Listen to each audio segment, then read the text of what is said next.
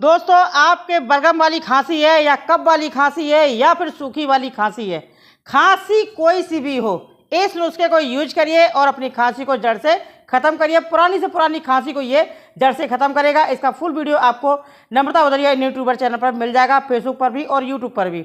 आपको क्या करना है, जैसे कि लगातार खांसी आ रही है, रुकने का नाम नहीं ले रही है, तो आप थोड़ा सा अदरक लीजिए और उसमें डाल दीजिए काला नमक, मिला करके इसको मुंह में डालिए, चूसिए, तुरंत खांसी रुक जाएगी। और अगर आपकी बहुत पुरानी खांसी है, सही नहीं हो रही है, तो आधा छोटा चम्मच लीजिए अजवाइन और 1 गिलास लीजिए गर्म पानी और इसको रात में सोने से पहले खा लीजिए। आपकी पुरानी से पुरानी खांसी बिल्कुल जड़ से सही होगी। इसका फुल वीडियो आप नम्रता उदरिया यूट्यूब पर देखिए, वहाँ पे मैंने विस्तार से समझाया है।